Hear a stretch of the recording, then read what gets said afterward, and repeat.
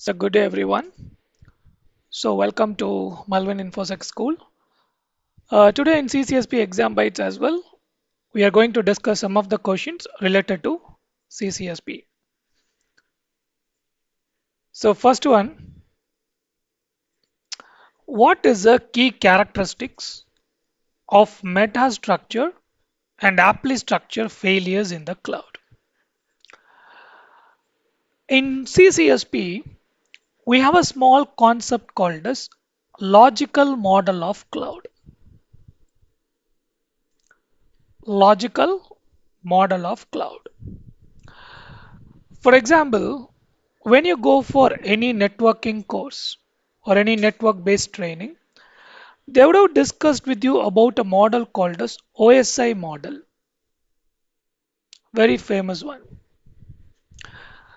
This OSI model is nothing but a logical reference model, which actually gives the visibility about how two systems communicate and send and receive data within themselves.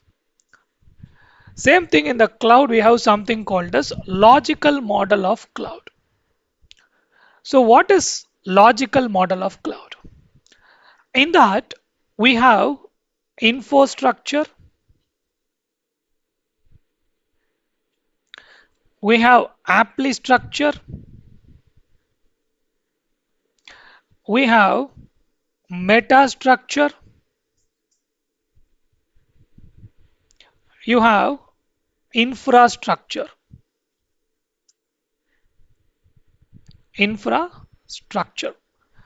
This we call it as the logical model of the cloud. It is just used for reference. The infrastructure is actually the actual hardware, the actual infra. Like you have the servers, storage drives, the network interface card, all these are infrastructure. The meta structure layer, I'll write it down here, actually comprises of the virtualization and the orchestration. This orchestration is nothing but it's an end-to-end automation in the cloud. So metastructure is one of the most important component in the cloud infra. It actually ties the infra with the above two layers. Because one of the most important building block of the cloud is virtualization.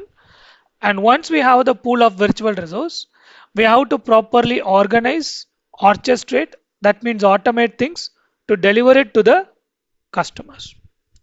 And top of that, we have apply structure. For example, if you take any cloud services provider, they're providing a lot of applications. For example, if you take AWS, they're providing you a service called as S3 service.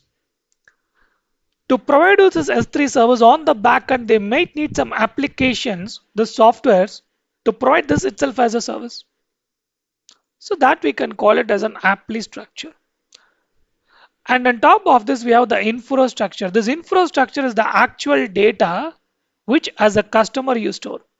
For example, when I log into AWS console, I can able to access hundreds of services which is provided by AWS. One of them is S3, simple storage service to store object data. So whatever the data I put in the S3 storage, it's going to get stored in the S3 storage. But on the backend, there will be multiple applications which will support to provide that S3 service. And we'll be actually storing the data in a hard drive. This hard drive, physical hard drive is infra. And in between, we have a lot of virtualization automation happening, that is meta structure. And the application which is supporting the service apply. And the actual data which is stored on the services infrastructure. Now, the question is talking about what is the key characteristics of meta structure and apply structure failures. If this layer fails and if this layer fails, what will happen? It will create a big impact to the services which is running on the cloud provider side, which could create a lot of downtime to the customers. So let's see the four options. They are easily understood based on analogies to on-prem systems? No. They refer to entirely virtualized concepts related to CSP product operational capabilities.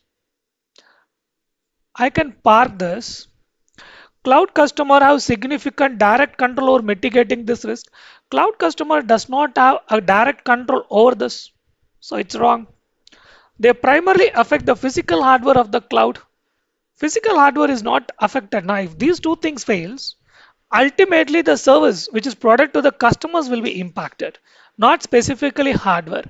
So among the four choices, this makes more sense because it's entirely virtualized concepts related to CSP. They are only managing this, providing this, right? Operational related to this particular two layers. So absolutely the answer is B for beta.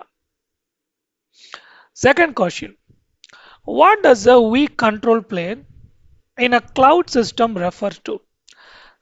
Before discussing this question, a small heads up info. There is a body called as Cloud Security Alliance. They used to publish a lot of documents, standards, guidelines specifically related to securing the cloud. They also used to publish every 3 to 4 years, something like that, top threats to cloud computing. The first one was Notorious 9, then EG Regius 11, Treacherous 12, and the latest one, Pandemic 11. Like a lot of things they have published. From that publication only, they have taken this weak control plane as one of the threat. But what is first of all a weak control plane? For example, team, as a customer, I'm just doing a business in EU, European Union. In EU, one of the regulation which is applicable is GDPR. GDPR. So now I just want to go and do a business with this product, cloud service product. So I'm going for a SaaS based service. Okay. Now assume that as per the GDPR, there is one requirement enable MFA. Enable MFA, multi-factor authentication. But the cloud service provider in the SaaS, he is not providing me the option, the feature to enable MFA.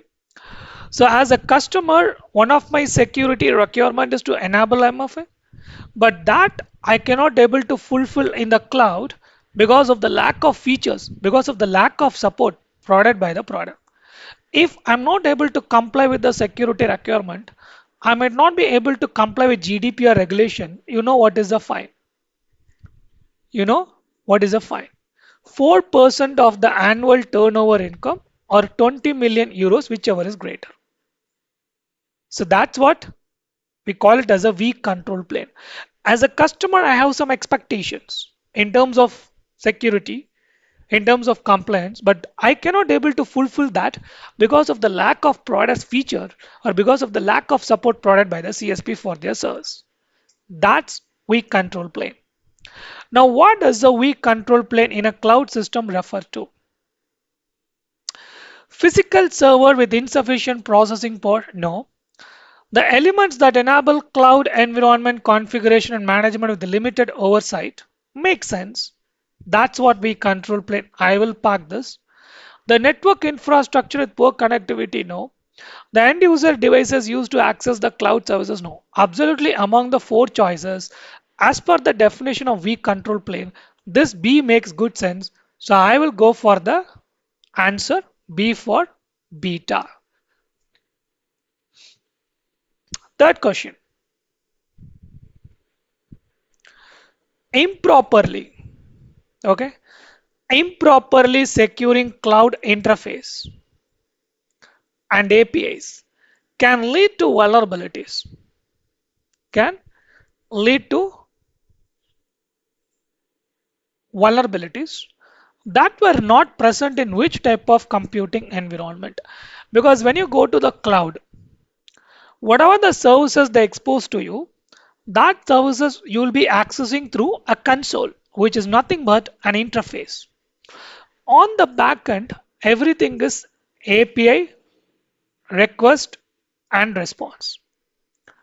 So if there is some sort of misconfiguration vulnerabilities here in the interface or APIs, which can lead to a lot of vulnerabilities, which can lead to a lot of exploit, which can lead to a lot of risk and attacks. But question is talking about that were not, these things are not present in which type of computing environment. Distributed computing environments does not make sense because example is grid computing. They also make use of lot of interfaces and APIs. Cloud also is one of the distributed computing.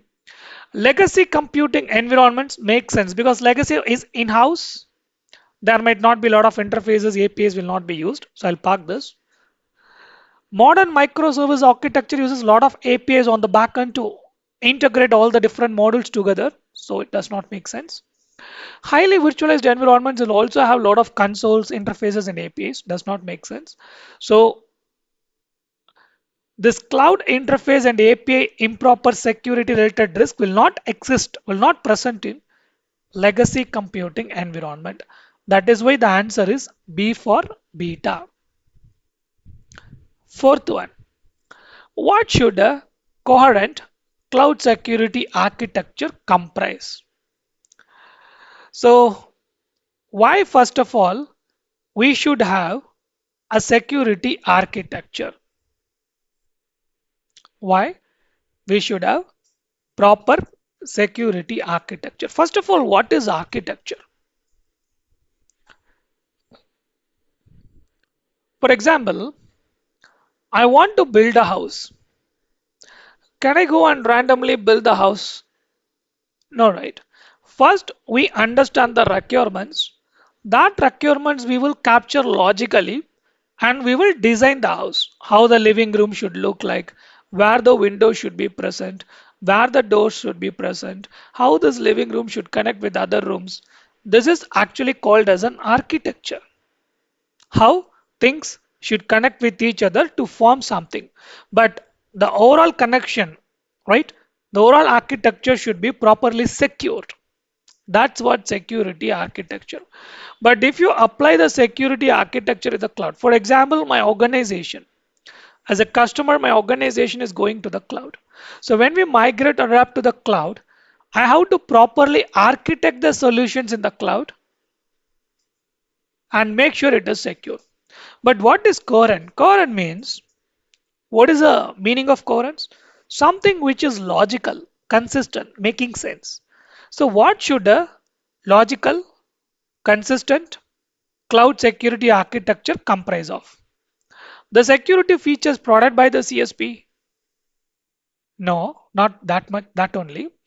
Only organization specific policies for cloud usage? No. Well documented because whenever you go to cloud, it's a shared responsibility model. It is a shared responsibility model. It's not something when you go to the cloud, provider will take care of everything. No. Based on what kind of service you are going to use from the provider, the shared responsibility model will vary. You will be responsible for this as a customer, and provider will be responsible for certain things. So, option C makes a kind of a good sense. Well documented shared responsibility items and organization specific for proper cloud usage. So before going for a proper or designing the cloud security architecture elements, I have to understand, okay, you are responsible for what, I am responsible for what kind of APIs you expose, what kind of services you expose. On top of that, how can I build my solution? Makes sense. I will park this. Ignoring security implications to maximize cost saving, it's not at all advisable in security. You have to always consider security as one of the requirement when you architect and design the solution. Absolutely. C for Charlie is the right answer. Next question. What is another cloud specific issue that organization face when using CSPs? Question is talking about the cloud specific issue that any organization face when they go with the provider. Increased direct control over their infrastructure. When you go to the cloud service provider, we are actually losing the direct control over the infra. For example, AWS is there. They just built a data center in Mumbai region in India, and they are providing the services from the through the data center from the data centers which they built. As a customer, did I have the direct control over the underlying infra? Not at all. I'm just going to use the service through the console as per my requirement. This data center infra, everything is taken care by AWS. So this statement itself is wrong. Losing direct control over the infrastructure makes sense. Yes, I don't have a direct control over the data center infra. Physical security, hardware, server, nothing. I don't have any access. Complete transparency into CSP security practices. But question is talking about an issue. So does not make sense. Reduced complexity in managing IT. Absolutely, when you go to the provider, a cloud service provider, you are actually reducing the administrative overhead in managing your own data center and everything. It's an advantage. But question is talking about a cloud specific issue. So that is why the answer is B for beta. Sixth one. What are potential consequences of data breaches in the cloud? The question is talking about the consequences, the impact of data breaches in the cloud. For example, there is an organization XYZ.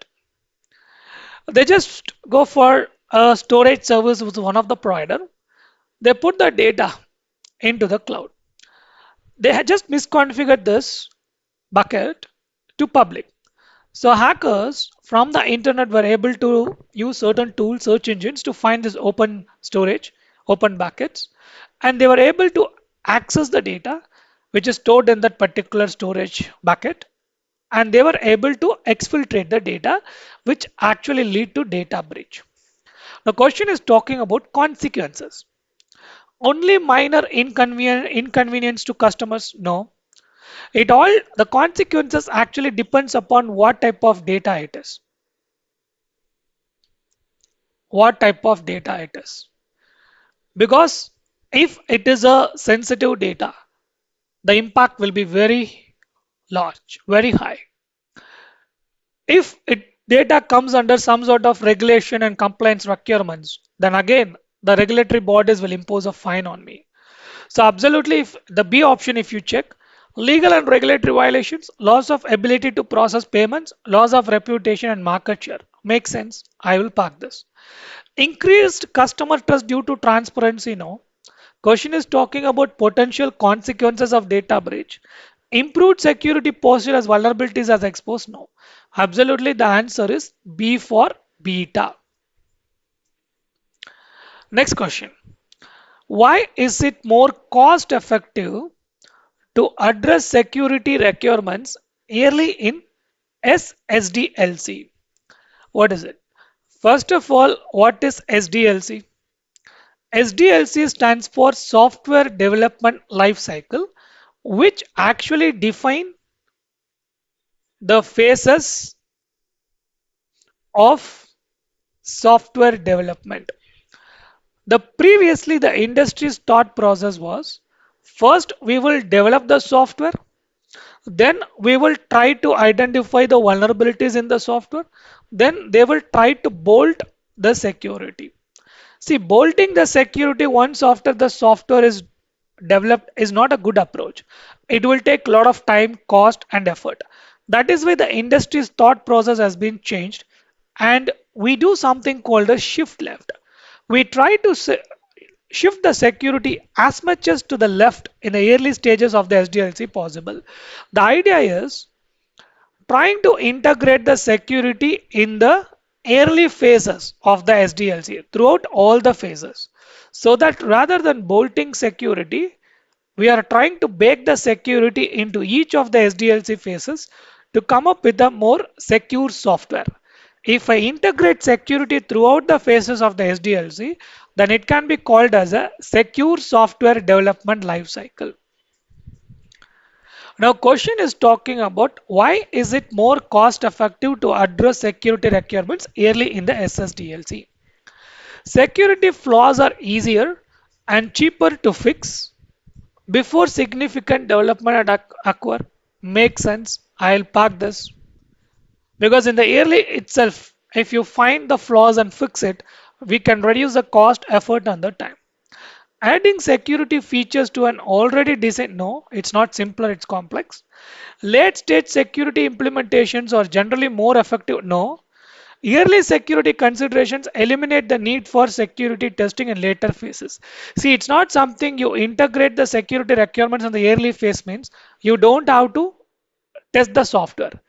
Even though you integrate the security activities in each of the SDLC phases, absolutely you have to test the application to validate the application, to verify as we build the application as per the documented requirements. Also, we have to validate that particular application. For that, testing is one of the most important thing. The statement itself is wrong. So A for alpha is the best choice and the best answer. Then we have eighth question. What is the primary purpose of OS SAM, Software Assurance Maturity Model? First of all, what is OWASP? OWASP stands for Open Web Application Security Project. It's a not-for-profit organization where they used to publish a lot of standards, best practices, documents, guidelines, specifically related to web application security. One of the model which they publish is called as SAM. For example, in an organization, they do software development. So for doing the software development, they go through and adapt certain process. They go through and adapt certain process. But how can I get the visibility? How mature this particular process is? How can I make sure that the process is secure and how mature it is? For that, we can adapt a model called the SAM model to get the visibility because you have to keep on improvising on the process and the things. For that, we have this SAM model. I'll give you one example, okay? I'll give you one example. If you just go to Google, okay, just search like this was SAM calculator, okay? You can see a lot of results. Let's just click on that first one, SAM calculator.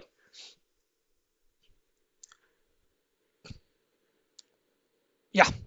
So let me click on this particular calculator called a self-guided calculator. So once I click on that particular self-guided calculator, it will take me to a page where it will ask me a lot of questions. Let's wait. It's taking a little bit of time, but let's wait.